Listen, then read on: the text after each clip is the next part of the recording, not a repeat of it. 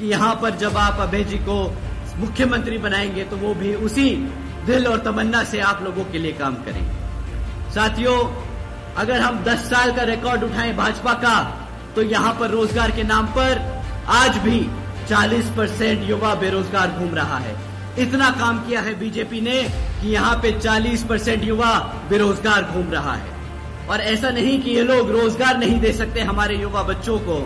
आज अगर आप सरकारी रिकॉर्ड उठाएं तो आज भी 2 लाख से ज्यादा सरकारी पद खाली पड़े हैं। नमस्कार, मैं आश्रुति वोहरा और आप देख रहे हैं नेक्स्ट 9 न्यूज। हाल ही में चंद्रशेखर आजाद ने तो कहीं ना कहीं बड़े ऐलान कर दिए थे, लेकिन अब आकाश आनंद हरियाणा पहुंच चुके हैं।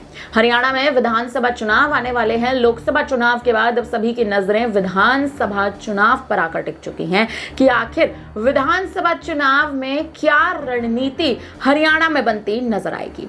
न केवल हरियाणा बल्कि बात बिहार की भी कर लीजिए। बिहार में जिस हिसाब से इस वक्त नीतीश कुमार की स्थिति लगातार खराब होती जा रही है, बद से बदतर होती जा रही है, आने वाले समय में बिहार की सियासत भी बदल सकती है। लेकिन अगर हरियाणा पर थोड़ा गौर करें, क्योंकि हरियाणा में विधानसभा चुनावों में मात्र कुछ महीनों का समय बचा है और इन चंद महीनों में हरियाणा में या तो सरकार गिर सकती है या तो सरकार बन सकती है। इसी बीच मायावती ने हरियाणा में इनेलो के साथ, अभय सिंह चौटाला की पार्टी इनेलो के साथ गठबंधन कर लिया है।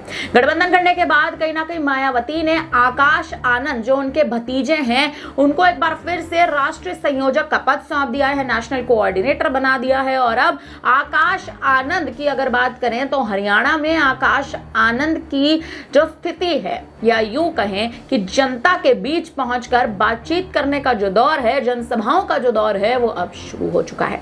आकाश आनंद कहीं ना कहीं राजनीति में एक बार फिर से सक्रिय होते नजर आ रहे हैं। उपचुनावों से पहले मायावती ने लोकसभा चुनाव खत्म होते ही बड़ा ऐलान कर दिया था कि आकाश आनंद को एक बार फिर से पद सौंपने के लिए तैयारियां बसपा कर रही है, क्योंकि बसपा कार्यकर्ताओं के बीच ही अगर बात करें तो कहीं ना कहीं एक निराशा है। बसपा कार्यकर्ता एक दूसरे से नाराज हैं, ये कहकर कि आकाश आनंद, जो कहीं ना कहीं एक युवा चेहरे के रूप में उभरते नजर आ रहे थे, आखिर मायावती ने आकाश आनंद पर क्यों एक्शन लिया था? आखिर मायावती ने आकाश आनंद को पार्टी से क्यों निष्कासित किया था? निष्कासित करने की वजह क्या केवल इतनी थी कि आकाश आनंद ने योगी आदित्यनाथ के खिलाफ, उत्तर प्रदेश में भारतीय जनता पार्टी के खिलाफ तमाम बड़े बयान दे दिए थे, तमाम बड़ी रणनीतियां कह दी थी, और कहीं ना कहीं आकाश आनंद की जो उस वक्त जो स्थिति थी, वो स्थिति कहीं ना कहीं खराब होती नजर आ रही थी।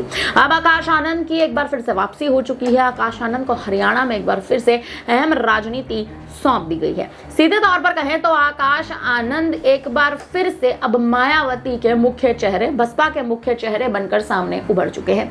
इसी बीच आकाश आनंद ने हाल ही में एक बार फिर से जनता को संबोधित किया, चुनावी जनसमर्थन किया। जनसमर्थन के दौरान आकाश आनंद ने भाजपा पर एक बार फिर से निशाना साधा, लेकिन इस बार उनके शब्दों में नियमितता थी, उनके शब्दों में एक ठहराव था, और शब्द कहीं ना कहीं सोच समझकर आकाश आनंद इस्तेमाल करते नजर आ रहे थे। जी हाँ, ये हम इसलिए कह रहे हैं क्योंकि आकाश आनंद ने इस बार जनसभा में संबोधन के दौरान तमाम मुद्दे उठाए, लेकिन किसी भी भारतीय जनता पार्टी के नेता पर निशाना नहीं साधा, किसी भी भारतीय जनता पार्टी के नेता पर सवाल नहीं उठाए। क्या कुछ उन्होंने कहा, आप पहले इस बयान में उनके सुन लीजिए। सुनिए बयान। कि यहाँ पर जब आप अभय जी को मुख्यमंत्री बनाएंगे तो वो भी उसी दिल और तमन्ना से आप लोगों के लिए काम करेंगे। साथियों, अगर हम 10 साल का रिकॉर्ड उठाएं भाजपा का, तो यहाँ पर रोजगार के नाम पर आज भी 40% युवा बेरोजगार घूम रहा है। इतना काम किया है बीजेपी ने कि यहाँ पे 40% युवा बेरोजगार घूम रहा है। और ऐसा नहीं कि ये लोग रोजगार नहीं दे सकते हमारे युवा बच्चों को। आज अगर आप सरकारी रिकॉर्ड उठाएं तो आज भी 2 लाख से ज्यादा सरकारी पद खाली पड़े हैं। 2 लाख से ज्यादा सरकारी पद खाली पड़े हैं। एक तरफ 40% युवा रोजगार मांग रहा है और ये लोग वो 2 लाख पद भरने को तैयार नहीं, परंतु वो पद भरने की बजाय ये लोग क्या करते हैं, कौशल विकास निगम जैसी योजनाएं चला रहे हैं। पक्की नौकरियों देने की बजाय ये कॉन्ट्रैक्चुअल यानी अस्थायी नौकरियां भरने की कोशिश कर रहे हैं, जिसके तहत जो पक्की नौकरियों में आरक्षण मिलने की व्यवस्था तय की गई है वो आप लोगों को ना मिल सके। उस पद पे ये लोग चल रहे हैं, उस रास्ते ये लोग चल रहे हैं ताकि आपको आपके आरक्षण से दूर कर सके। साथियों, एक तरफ भाजपा की सरकार ऐसे काम कर रही है और दूसरी तरफ हमारे लोगों को गरीब बनाकर, कमजोर बनाकर हमारे लोगों को अंदर से खोखला कर रही है, तो दूसरी तरफ कांग्रेस और भाजपा, कांग्रेस की सरकार भाजपा को इन महत्वपूर्ण मुद्दों पर ना घेरकर उनका एक तरीके से साथ दे रही है। साथियों, तो ये दोनों पार्टियां एक ही सिक्के के दो पहलू हैं। एक तरफ डंडा मारता है तो दूसरी तरफ ताली बजाता है और पिसता है हमारा किसान, हमारा दलित, हमारा पिछड़ा वर्ग। साथियों, समय आ गया है कि ऐसी सरकार को अब आप जड़ से उखाड़ फेंक हमारे अभय सिंह चौटाला जी को सत्ता में बिठाकर अपना भविष्य सुरक्षित करने का। साथियों, दूसरी तरफ, एक तरफ तो ये लोग हैं और दूसरी तरफ आदरणीय बहन कुमारी मायावती जी ने 5 साल में 90,000 से ज्यादा शिक्षकों को रोजगार देने का काम किया था। 1 लाख से अधिक सफाई कर्मचारियों को रोजगार देने का काम किया।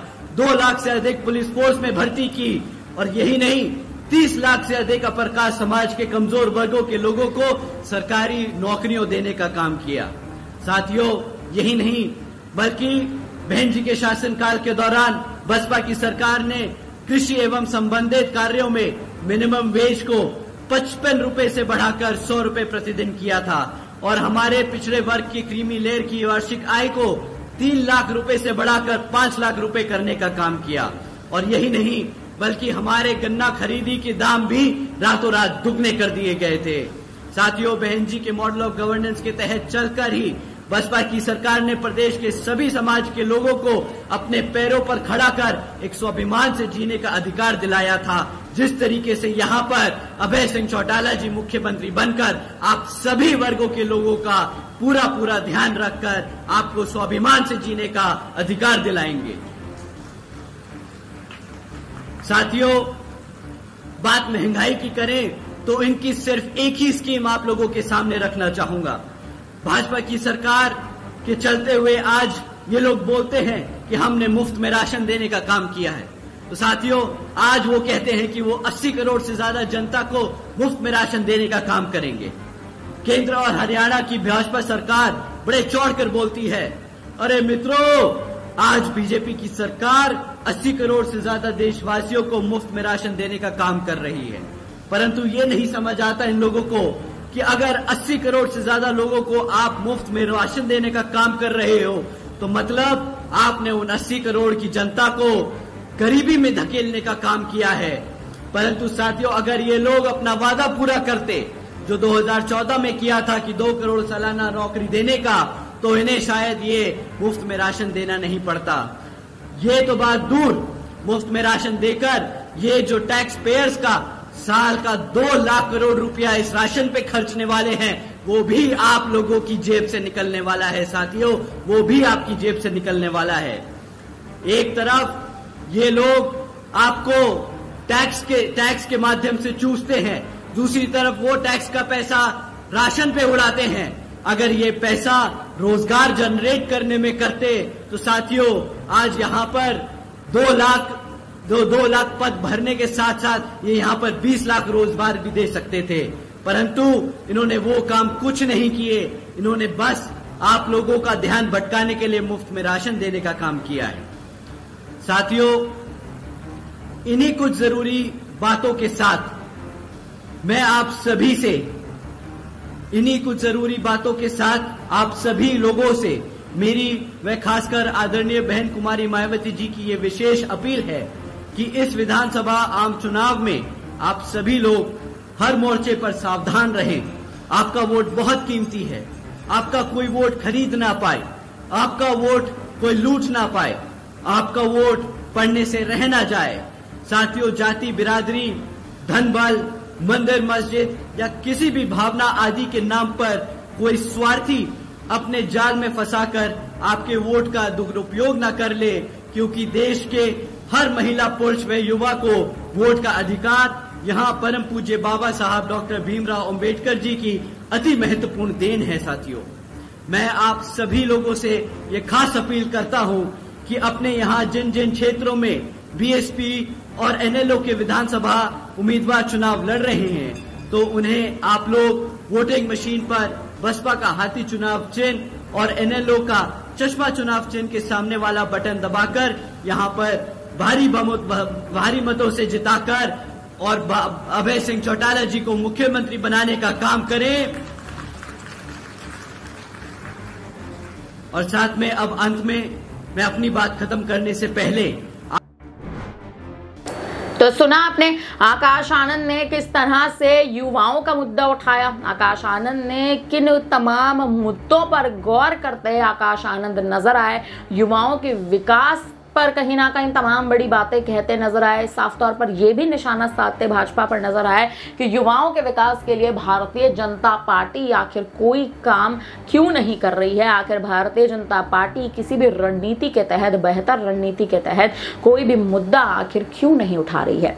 ये वो बड़े बयान है जो आकाश आनंद इस बार जनसभा में कहते नजर आए। और अब कहीं ना कहीं आने वाले समय में हरियाणा में जो कमान मायावती आकाश को सौंप चुकी है, ये कमान आने वाले समय में आखिर आकाश आनंद कितनी बेहतरीन तरीके के साथ कहीं ना कहीं निभा पाएंगे, अब ये देखना बेहद दिलचस्प है। फिलहाल अब इस पूरे मुद्दे पर आप क्या कहेंगे, आप हमें कमेंट करके जरूर बताइएगा। तमाम बड़ी खबरों के लिए बने रहिए हमारे साथ, देखते रहिए नेक्स्ट टाइम न्यूज। धन्यवाद।